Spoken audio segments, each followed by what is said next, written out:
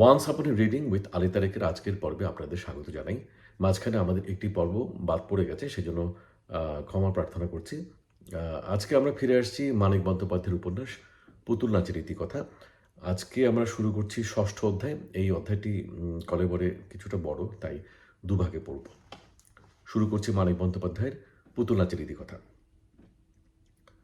গ্রাম্য জীবনে আবার শশীর বিতৃষ্ণা আসিয়াছে।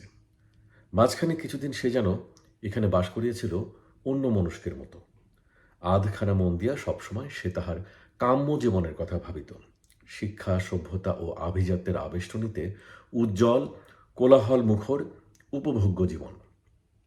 এখানকার মশকদষ্ট মৃত্তিকালীন জীবন এই সান্ত্বনার জন্য শশীর সহ্য হইয়া আসিয়াছিল যে যখন খুশি গ্রাম ছাড়িয়া যেখানে খুশি গিয়া মনের মতন করিয়া জীবনটা সে আরম্ভ করিতে পারে।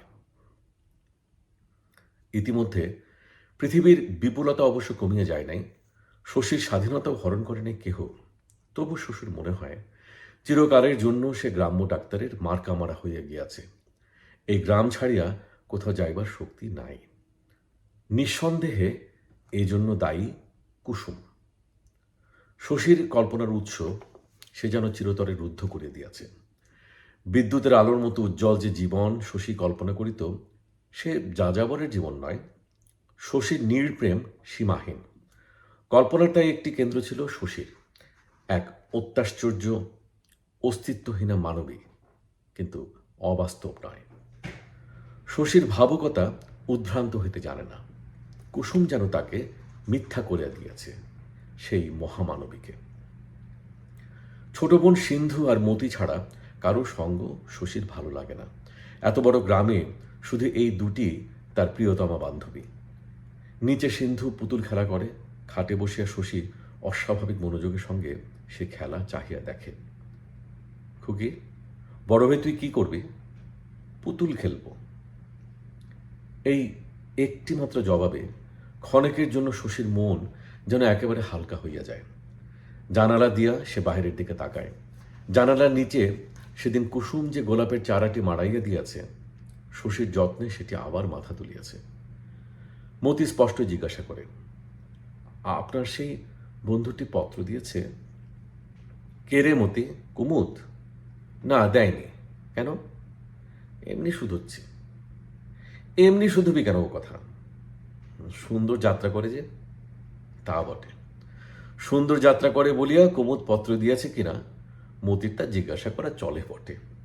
শশী হাসিয়া বলিল, ওর পাঠ তোর খুব ভালো লাগতো না রে মতি? আমার একার কেন, সবার লাগতো। একটা যাত্রা গান দিন না ছোটবাবু। দেবেন? কত টাকা নেয়? গম্ভীর মুখে শশীর হাসিকে মতি অগ্রাহ্য করে। বলে, আমার টাকা থাকলেও দলটা ভাড়া করে আনতাম ছোটবাবু। আমাদের বাড়ির সামনে সাইমানা খেচে আসর করে দিতাম। পালা হতো 7 দিন।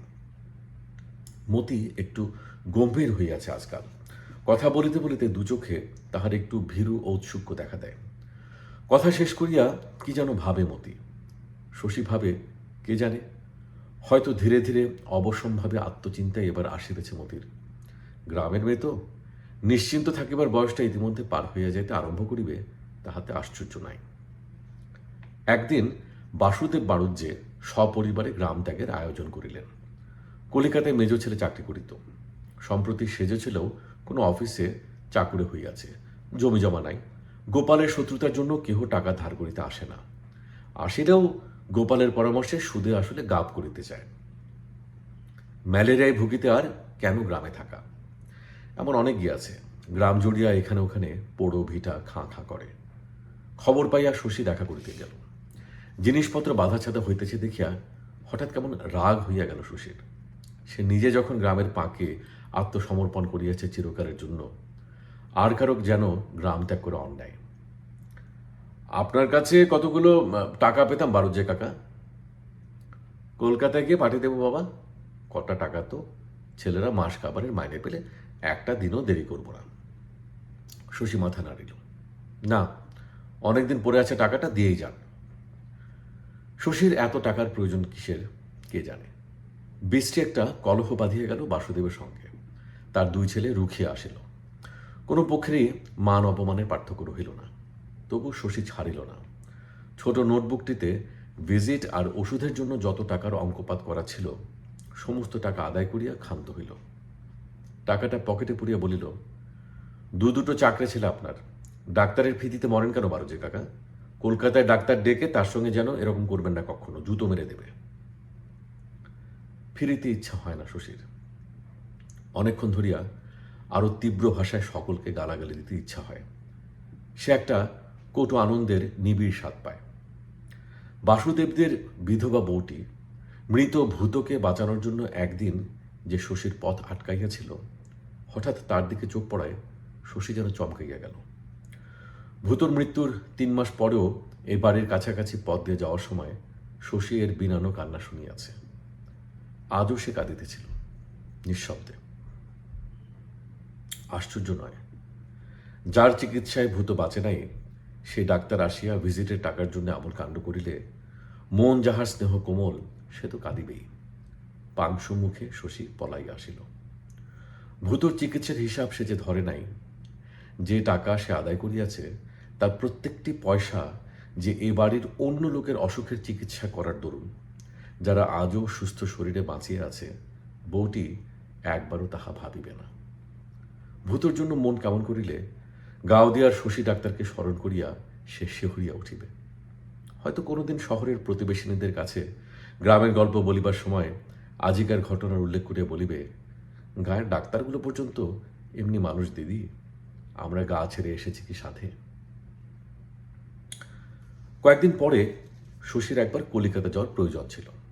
কয়েকখানা বই ও কতগুলো ওষুধ কিনিবে। একদিন পরাণ লজ্জিত মুখে কাছে আসিয়া দাঁড়াইল, বলিল, কলকাতা যাবার বায়না নিয়ে মতি বড় কাদা কাটা জুড়েছে ছোটবাবু। শশী অবাক হইয়া বলিল, কলকাতা যাবে? কার সঙ্গে? বলছে আপনার সঙ্গে যাবে। শশী হাসিয়া বলিল, তুমি বুঝি তাই আমাকে বলতে এসেছো যদি নিয়ে যাই? তোমার বুদ্ধি নেই পরাণ, আমি যেতে পারি নিয়ে, গায়ের লোক বলবে কি? শশী একা মতিকে লইয়া কলিকাতা যাইবে পরাণ সে কথা বলিতে আসে নাই। পরাণও সঙ্গে যাইবে বই কি। মুখ্যদা বার কয়েক গঙ্গা স্নানের ইঙ্গিত করিয়াছে, এ সুযোগ বুড়ি ছাড়িবে মনে হয় না। সুতরাং কুসুমও যাইবে সন্দেহ নাই। মতির জন্য এবার ফতুর হইতে হইবে পরাণকে। এতগুলো মানুষের কলিকাতা যাওয়া আসার খরচ কি সহজ? কিন্তু না গেলেও চলিবে না। মতি 2 দিন নাওয়া খাওয়া ছাড়িয়া কাঁদিয়াছে। হঠাৎ ওর এত কলকাতা যাওয়া শখ হলো কেন? শশী জিজ্ঞাসা করিল। পরাণ তা জানে না। মাথা নাড়িয়া জ্ঞানীর মতো সে শুধু বলিল, জানেন ছোটবাবু, নাই দিয়ে দিয়ে কর্তর মাথাটা খেয়ে গেছে। নাই তুমি ওকে কম দাও না পরাণ। শশী মতিকে বোঝানোর চেষ্টা করিল, বলিল, কি চাস তুই আমাকে বল, কিনে আনবো তোর জন্য, কি করবি মিছামিছি কলকাতা গিয়ে? মতি ভীরু ও শান্ত। শশীর কথা সে চিরকাল মানিয়ে আসিয়াছে। আজ কিন্তু সে কোনো কথা কানে তুলিল না। শেষে শশী রাগিয়া বলিল, চল তবে চল, তোকে কলকাতা ফেলে রেখে আমরা চলে আসবো, তখন টের পাবি। নৌকা, স্টিমার, রেল, তবে কলিকাতা। সমস্ত পথ মতি অস্থির উত্তেজিত হইয়া রহিল। কুসুম চারিদিক দেখিতে দেখিতে বেড়ানোর আনন্দ উপভোগ করিতে করিতে চলিল, কিন্তু মতির যেন নদীর বুকে রেলপথের দুধারে দেখিবার কিছু মিলিল না। অতটুকু মেয়ে জীবনে এই প্রথম দূর দেশে বেড়াতে চলিয়াছে। চোখের পলকে পথ ফুরাইয়া গন্তব্যস্থানে পৌঁছিয়া যাওয়ার ভয়টাই ছিল তার পক্ষে স্বাভাবিক। কিন্তু তার একান্ত আগ্রহ দেখা গেল তাড়াতাড়ি কলিকাতায় উপস্থিত হইতে। হয়তো সে ভাবিয়াছিল কলিকাতায় পা দেওয়া মাত্র কুমুদের দেখা মিলিবে, তাকে শহরে অভ্যর্থনা করিয়া লইবে রাজপুত্র প্রবীর। পথে একবার সে জিজ্ঞাসা করিল, কলকাতায় আমরা কোথায় থাকবো ছোটবাবু? আপনার সেই বন্ধুর বাড়িতে? শশী বলিল, খুব তাহলে যাত্রা শুনতে পারিস না? হ্যাঁ, যাত্রা শুনবার লোভে তুই কলকাতায় চলেছিস নাকি মতি? হ্যাঁ, থিয়েটার দেখিস একদিন, দেখাবো তোদের, যাত্রার চেয়ে সে ঢের ভালো। 5 দিন তাহারা কলিকাতায় রহিল। যা কিছু দেখার ছিল শহরে দেখিয়া বেড়াইল। স্নান করিল গঙ্গায়, পূজা দিল কালীঘাটে, ট্রামে চাপিয়া অকারণে ঘোরাফেরা করিল। কিন্তু কোথায় মতির রাজপুত্র প্রবীর? শশী সে বন্ধু, এই শহরের কোথাও সে বাস করে, কিন্তু শশী একবার না করিল তার নাম, না আনিল তাকে ডাকিয়া। শহরের অফুরন্ত বিস্ময়ে অভিভূত করিয়া না রাখিলে মতির দু চোখ ভরিয়া হয়তো জল আসিত।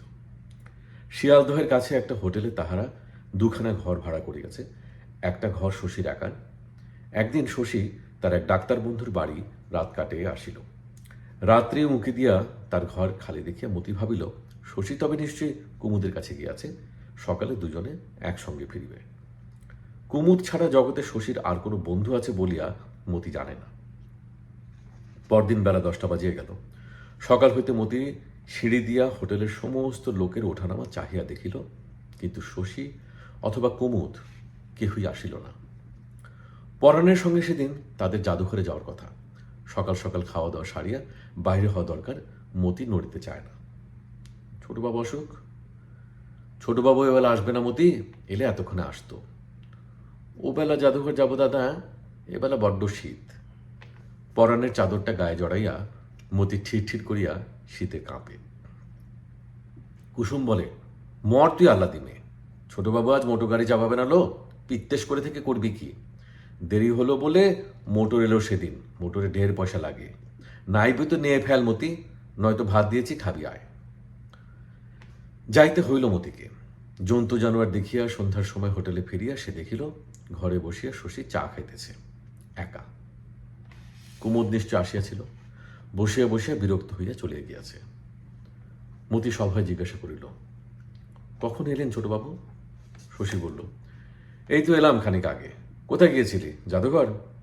কাল কিন্তু শেষ দিন মতি, পরশু আমরা ফিরে যাব। মতির তাতে আপত্তি নাই, আর কলিকাতায় থাকিয়া কি হইবে। পরদিন সন্ধ্যার সময় শশী বিন্দুর খবর আনিতে গেল। নন্দ থাকিলে রাগ করিবে, হয়তো অপমানও করিবে, করুক। সেজন্য বোনটা বাঁচিয়া আছে কিনা এটুকু না জানিয়া বাড়ি ফেরা যায় না। গোপালের খেয়ালে জীবনে যারা দুঃখ পাইয়াছে তাদের জন্য শশীর মনে একটা অতিরিক্ত মমতা আছে। গোপালের কীর্তিতে নিজেকেও সে কেমন অপরাধী মনে করে। মনে হয় তারও যেন দায়িত্ব ছিল। পাড়াটা ভালো নয়।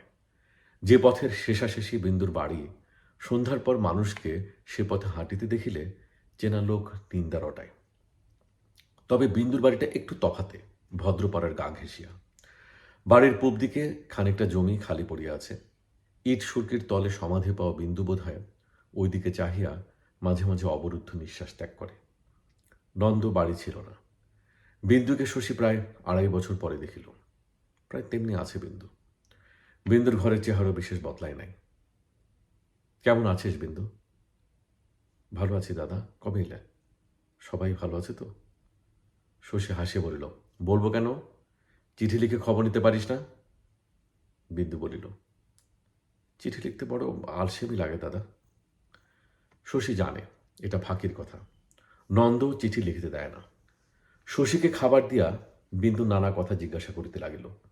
গাওদিয়া গ্রামটি সম্বন্ধে আজও বিন্দুর কৌতূহল আছে। কে বাঁচিয়া আছে, কে স্বর্গে গিয়াছে, চেনা ছেলে মেয়েদের মধ্যে কার কার বিবাহ হইয়াছে, কার কটি ছেলে মেয়ে। শশীর মুখে এসব খবর শুনিতে শুনিতে বিন্দুর চোখ ছলছল করিতে লাগিল। শশী বলিল, এর মধ্যে তোর খোকাখুকি কিছু হয়নি? বিন্দু ঘাড় নাড়িল, কিন্তু মুখে বলিল উল্টা কথা। মরে গেল যে। মরে গেল? কবে মরে গেল? 8 বছর। শেষবার দেখিতে আসিয়া শশীর মনে হইয়াছিল বিন্দুর বোধহয় ছেলে হইবে। সে ছেলে হইয়া তবে মরিয়া গিয়াছে।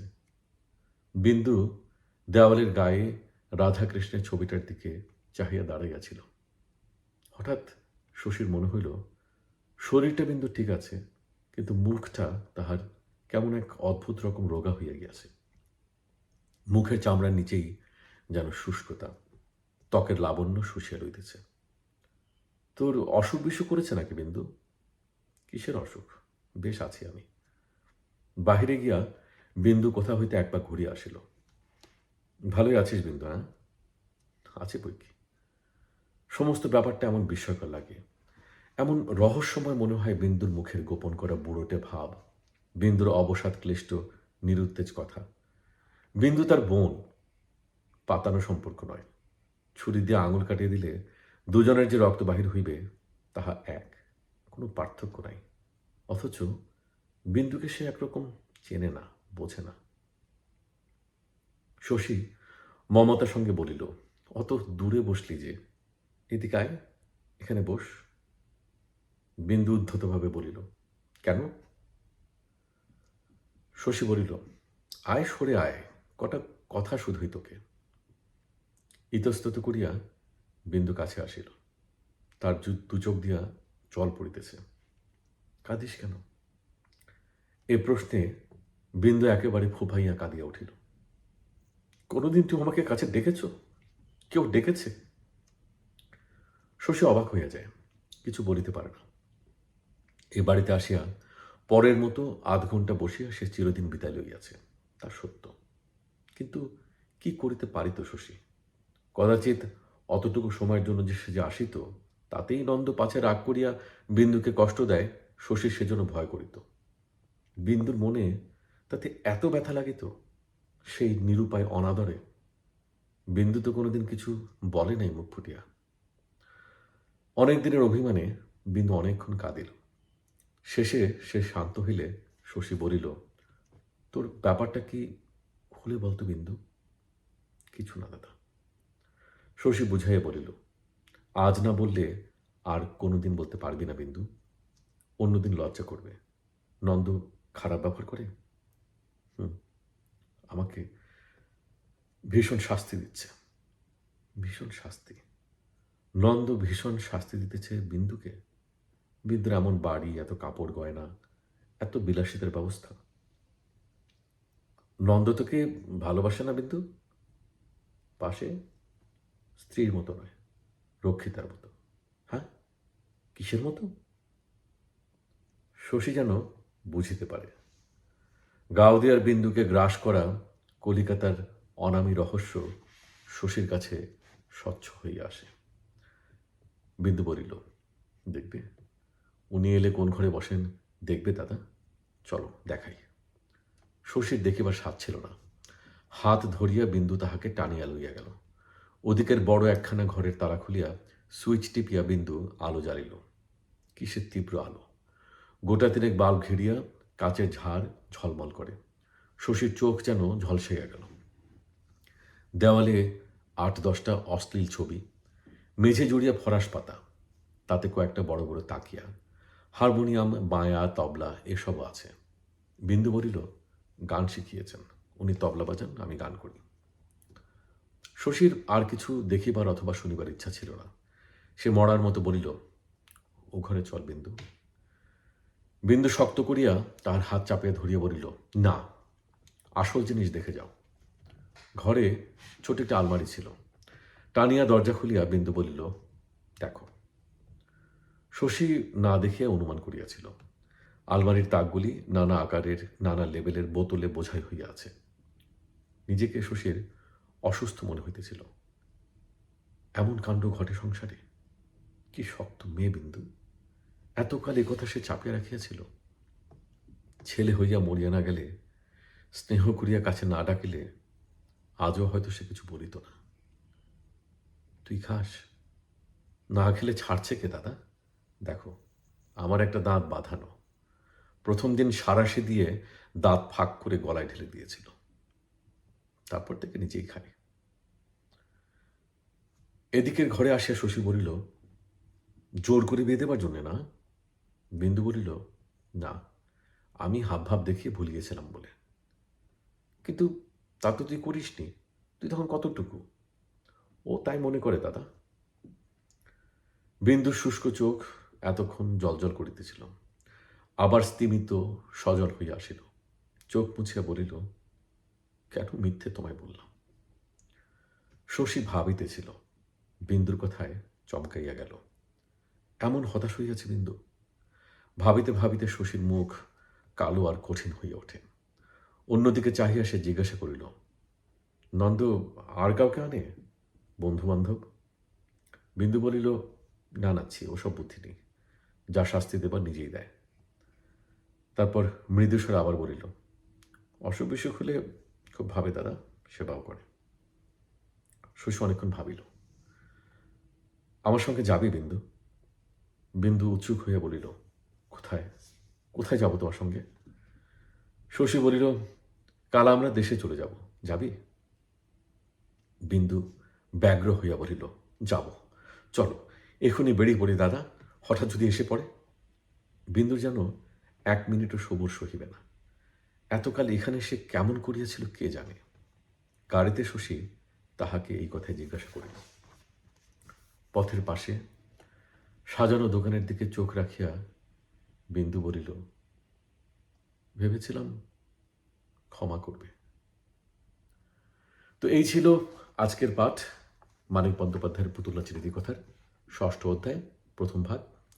সামনের পর্বে আপনাদের সাথে আবার দেখা হবে। সবাইকে শুভেচ্ছা জানিয়ে বিদায় নিচ্ছি।